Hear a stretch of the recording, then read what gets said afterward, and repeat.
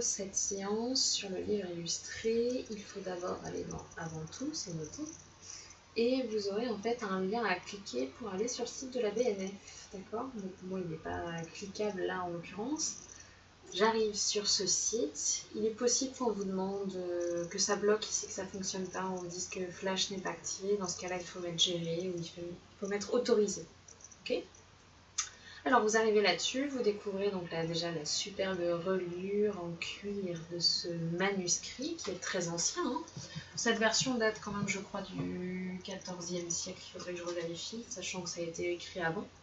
Et donc, en tout cas, elle est magnifiquement conservée à la BNF. Vous pouvez cliquer pour avancer, découvrir autre chose, faire des gros plans. Et donc là, déjà, vous voyez que c'est difficilement lisible. C'est une écriture qui est ancienne, avec des grandes lettres, comme des dessins à l'intérieur de chaque lettre, etc.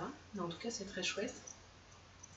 Et vous allez arriver au tout début. D'accord? Donc au début, vous avez justement l'enluminure. La voici, l'image qui vient accompagner le texte. Là, vous avez toutes les ornementations qui sont souvent d'ailleurs des sortes de fleurs et végétaux autour du texte. D'accord? Alors, je ne sais pas si je peux encore agrandir. Non. C'est bien dommage, peut-être comme ça. Non plus. Non, je ne peux pas agrandir plus en tout cas. Alors là, vous avez justement ce qu'on appelle la lettrine. En fait, c'est la première lettre du mot. Et même la lettrine, alors est-ce que c'est un D, est-ce que c'est un O, je ne peux pas savoir puisque je ne peux pas agrandir, est elle-même décorée.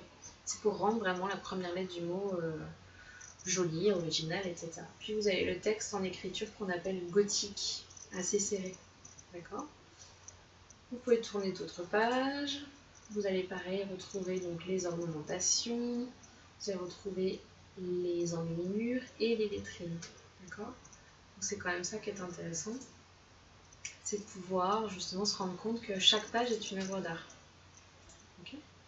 Par ailleurs, c'est ce que je vous mets dans la correction. Donc si vous n'êtes pas rendu à la correction, enfin la correction en tout cas, je vous ai posé 2-3 petites questions. Vous pouvez mettre pause dans la vidéo.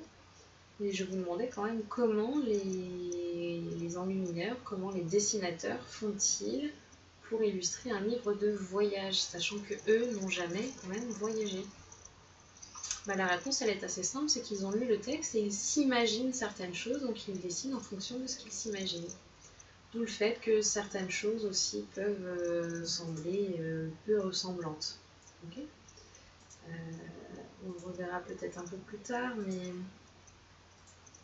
j'aurais bien aimé vous trouver un éléphant.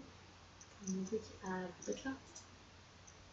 Voilà, donc un éléphant, sachant qu'il n'y en a pas beaucoup en Europe, ça ressemble pas exactement à ça, et encore là, ils sont pas trop loin, d'accord? Donc vous avez l'éléphant, vous avez des animaux qui n'existent pas en Europe, donc les dessinateurs, les enlumineurs n'ont jamais vu, et imaginent aussi en conséquence.